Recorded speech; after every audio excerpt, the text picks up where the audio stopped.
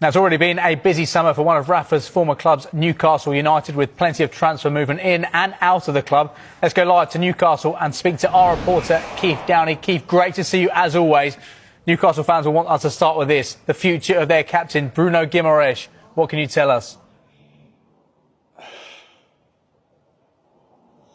Yeah, James, thanks very much. Welcome to the quayside here at Newcastle, where I have to say every Newcastle fan that I've walked past, that is the one question on their lips. What is happening with Bruno right now? And that is because the news broke just less than 48 hours ago that Bruno Guimarães has asked Newcastle about the possibility of leaving the club and exploring a move to Arsenal. Now, the thing that makes this confusing, I think perplexing for Newcastle United, is that they have had no direct contact from Arsenal at all regarding the availability of Bruno Guimarães. No contact, no bid, no nothing, but there has been contact made with Newcastle through intermediaries. So, of course, Bruno Guimarães has got a super agent working for him right now. My understanding, James, of the situation is that Bruno himself has spoken to the club and indicated that he would be keen to explore a potential move to Arsenal if it were there,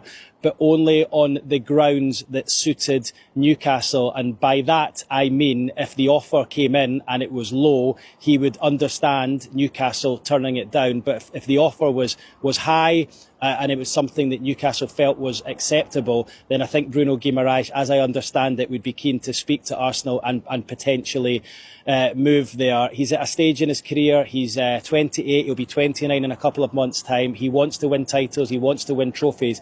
And he's probably looking at it and thinking that's not going to happen here at Newcastle. Hence why he would be keen on that move to Arsenal. But as I say, there has to be contact and a concrete bid from Arsenal to Newcastle, and that has not materialised so far. This is what the fans think. To be honest with you, I think you can understand his feelings. He wants to win something, but there's no reason why he can't stay, maybe win something with Newcastle. I hope he stays, but if he goes, well, there's nobody bigger than the club. Legend of the club, but the season we've just had, almost like can't blame him for wanting to go. The club feels like it's in a little bit of a mess. We're starting to sign players, but I don't know, it's one of them. I want him to stay, obviously, but I can't blame him for what's going on. It's not great. The uncertainty in what's going on, I would like him to stay. The media has given mixed signals, I think. What do you mean? Where the reports that he's leaving and he wants to leave, and then the reports that it's just his agent talking about that. Whereas I want him to come out and physically say what he wants to do, whether he wants to stay or whether it's really him that wants to go, and if it's just the agent talking. So, he's a club captain. He should be staying around. The club should be putting their foot down and saying we want you to stay. Yeah, well, I think Bruno's just going to do right by himself and his family. I mean, who wouldn't? Arsenal are going to come in and obviously they've got bigger wages and we're not ready to compete at that level yet. And as long as Newcastle invest wisely in the squad with the money, I haven't really got a problem with it, to be fair. He's a playmaker. He's very dynamic. And he loves the club, but I think it's more the fact that he loves the club. He's expressed his love for the club, and I think that's what's hurting me. But what annoys is if he does want to go, it's fair enough. But why sell him to a competition? Why not sell him overseas? Keith, talk to us about the direction of the club this summer. Already we've seen a clear shift in the transfer policy, it seems.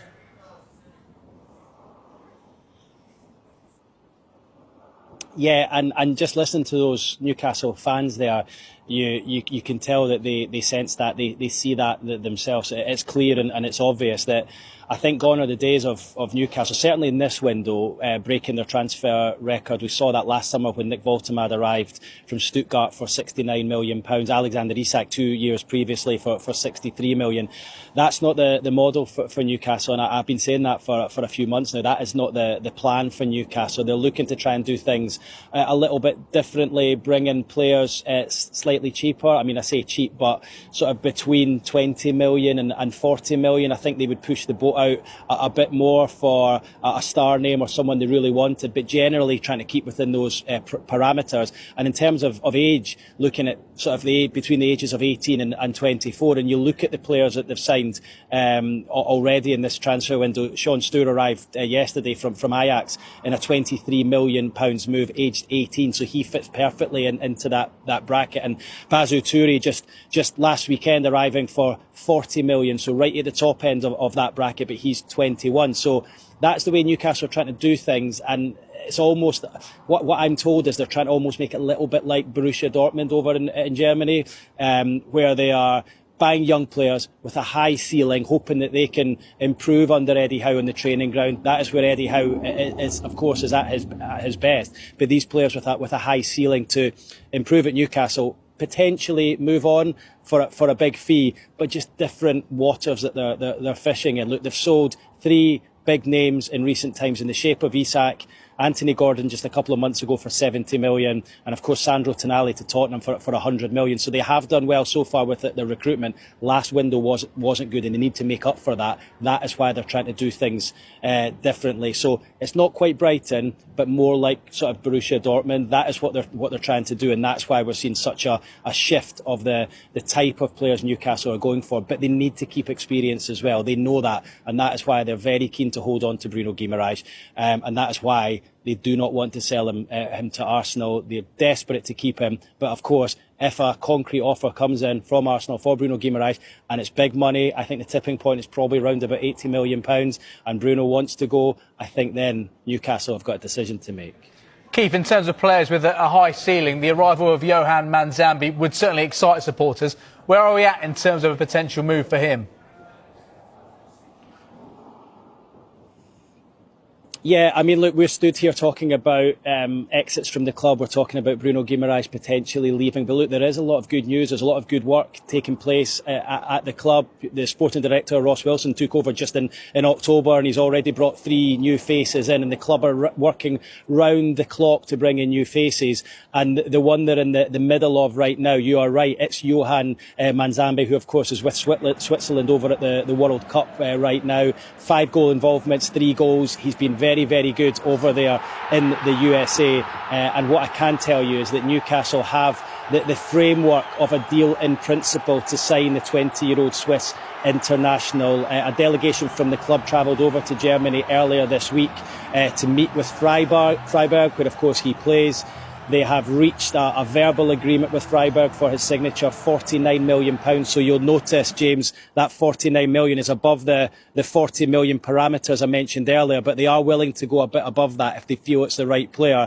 And Manzambi is top of their wish list this summer, so they're very, very keen to get him. So they have a verbal agreement there with Freiburg. I'm also of the understanding that the player has agreed personal terms with Newcastle as well, but he's not signed the contract, and he will not be committing 100% until he leaves the World Cup, until Switzerland are eliminated from the World Cup. And of course, they're through to the last 8, aren't they? So Newcastle are going to have a nervy few days just waiting till that ends, in the hope that he does sign.